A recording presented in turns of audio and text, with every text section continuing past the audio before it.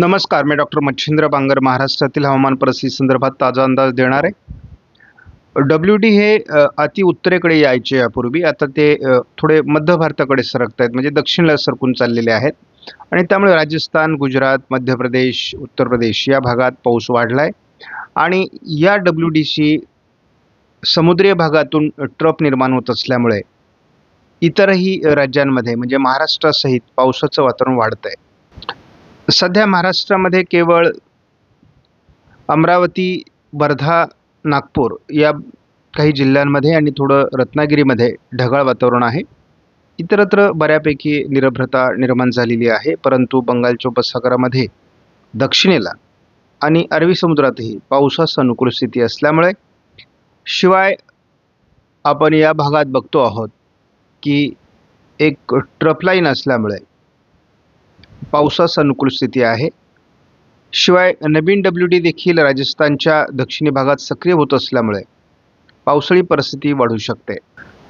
मान्सूनच्या आगमनासंदर्भात कितीही तर्कवितर्क लढवले जात असले तरी मान्सून अंदमानात आला म्हणजे लगेचच केरळ आणि महाराष्ट्रामध्ये येत नाही. त्यासाठी एक विशिष्ट अवधी असतो आणि 13 ते 15च्या दरम्यान अंदमानात मान्सून दाखल होईल असं एक हवामान खात्याकडून बातमी येते. यातच अनेक आंतरराष्ट्रीय संस्थांनी देखील याला अनुकूलता दाखवली आहे. आपण जर या मॉडेलमध्ये बघितलं तर 6 ते 5 जूनच्या दरम्यानच महाराष्ट्रात देखील मान्सूनची शक्यता आहे आणि यावर्षी मान्सूनची प्रगती अतिशय जलद गतीने होण्याची शक्यता आहे. 13 ते 15च्या दरम्यान जर अंदमानात मान्सून दाखल झाला तर तो 25 तारखेपर्यंत केरळात देखील दाखल होऊ शकतो. आपण बघतो की हा मान्सूनपूर्व पावसाचा कालावधी आहे. मेघगर्जना ही सकाळी किंवा पहाटे कमी असते, परंतु दुपारनंतर याचं प्रमाण वाढतं. मे महिना हे पराकोटीचं तापमान असतं, उष्णतेची लाट असते, परंतु यावर्षीचं वैशिष्ट्य बदललं आहे. पहिल्या आठवड्यापासूनच उष्णतामान घटलं असून यापुढे मेमध्ये सातत्याने मान्सून लवकर येत असल्यामुळे उष्णतेची लाट राहणार नाही. सामान्यतेकडे उष्णता जाते आहे. आपण बघतो प्रत्येक दिवशी अगदी 12 तारखेला बघा, 13, 14, 15, 16, 17, 18 तारखेपर्यंत महाराष्ट्रात कोणत्याही प्रकारची उष्णतेची लाट नाही. सामान्य तापमानाकडे आपण जातो आहोत. याचाच अर्थ लवकर मान्सून येण्याची ही लक्षणं आहेत. GFS मॉडेलने आज देखील गुजरात आणि थोडं अरबी समुद्रामध्ये पावसाळी वातावरण राहण्याची शक्यता आहे. महाराष्ट्रात विरळ पाऊस, परंतु पावसाचा जोर महाराष्ट्रात आज कमी आहे.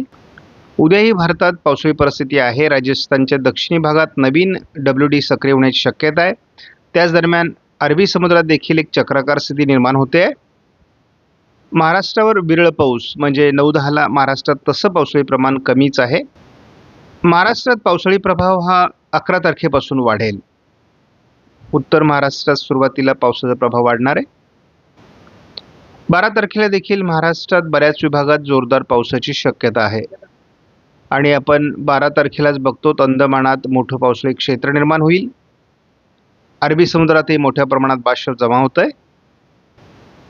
13 तारखेपासून मुख्यत्वे करून महाराष्ट्रातील पावसाचं प्रमाण आणि दक्षिण भारतातील पावसाचं प्रमाण अधिक वाढणार आहे. पूर्व भारतातही हे प्रमाण अधिक असेल आणि आपण बघतो की अरबी समुद्र आणि बंगालच्या उपसागरात मोठ्या प्रमाणात मान्सूनला पूरक स्थिती असल्यामुळे 13 तारखेपासूनच मान्सूनसाठीची पूरक स्थिती तयार झाली आहे. 14 तारखेपासून महाराष्ट्रात पावसाचं प्रमाण वाढणार आहे आणि अंदमानातही मोठ्या प्रमाणात पावसाचं वातावरण राहील. 15 तारखेला देखील महाराष्ट्रात बऱ्याच विभागात जोरदार पावसाची शक्यता आहे. मान्सूनची हळूहळू प्रगती होऊ शकते. 16 तारखेलाही महाराष्ट्रात मोठ्या प्रमाणात पावसाचं वातावरण तयार होणार आहे. 17 तारखेलाही महाराष्ट्रात जोरदार पाऊस असणार आहे. अंदमानातून मान्सूनची पुढची प्रगती सुरू होऊ शकते.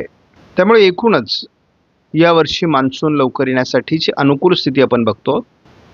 GFS मॉडेलचा स्वतंत्र अंदाज बघितल्यानंतर आपण ECMWF मॉडेलचाही स्वतंत्र अंदाज या मॉडेलच्या माध्यमातून बघत असतो. अरबी समुद्रामध्ये पावसाचं क्षेत्र आहे.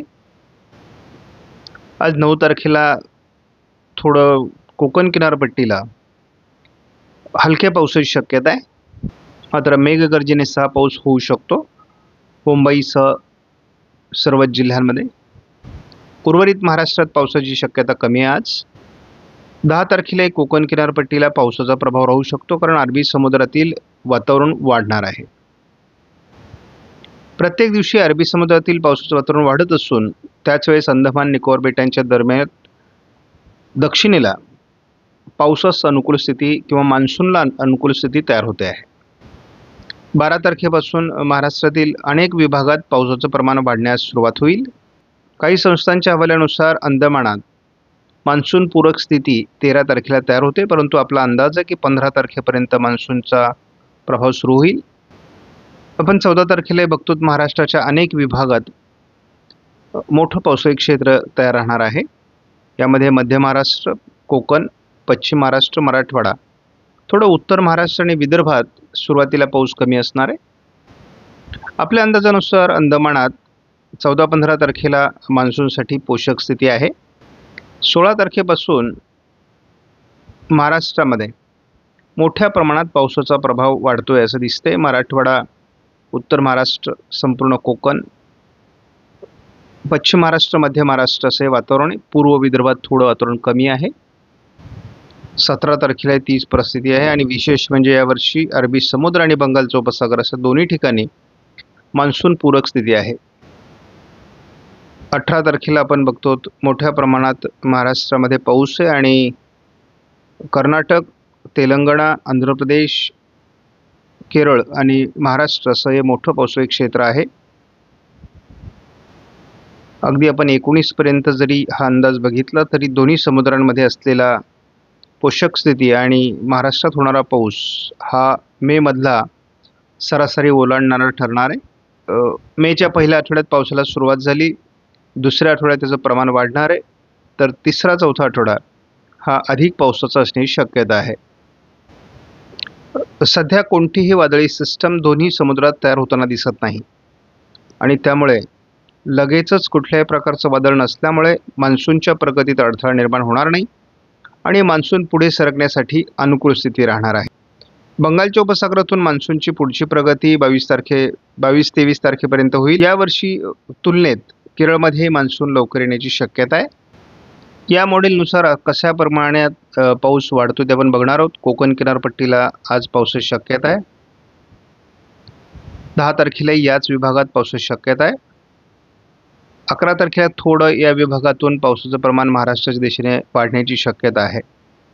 12 तारखेला उर्वरित महाराष्ट्रात पावसाला सुरुवात होईल असं दिसतंय. 13 तारखेला हे पावसाचं प्रमाण महाराष्ट्रातील बहुतांश जिल्ह्यांमध्ये म्हणजे जरा उत्तर महाराष्ट्र आणि पूर्व विदर्भ सोडला तर हे प्रमाण वाढणार आहे. थोडं सांगली जिल्ह्यात पावसाचं प्रमाण कमी दिसतंय. 14 तारखेला मात्र महाराष्ट्रात मोठं पावसाळी क्षेत्र सुरू होऊ शकतं असा अंदाज आहे. 15 तारखेला संपूर्ण महाराष्ट्र पावसाळी वातावरण व्यापेल असं दिसते. यामध्ये उत्तर महाराष्ट्रासहित मध्य महाराष्ट्र, पश्चिम महाराष्ट्र, मराठवाडा, कोकण असं हे वातावरण आहे. प्रत्येक दिवशी या वातावरणात वाढ होते. अगदी आपण 17, 18, 19 प्रत्येक दिवशी हे वातावरण तीव्र होताना आपण बघतो. म्हणजे महाराष्ट्रामध्ये मान्सून सदृश्य पाऊस मे मध्येच होणार आहे हे मी जी सांगतोय ते थोडं आश्चर्यकारक वाटेल, परंतु हे आश्चर्य नाही, ही सत्य घटना घडणार आहे आणि संपूर्ण महाराष्ट्रामध्ये 23 तारखेपर्यंतच मोठ्या प्रमाणात पावसाची हजेरी लागण्याची शक्यता आहे. आपण आज व्हिडिओमधील माहिती महत्त्वपूर्ण वाटल्यास लाईक करा, शेअर करा, चॅनलला सबस्क्राईब करा. धन्यवाद. जय हिंद, जय महाराष्ट्र, जय बळीराजा.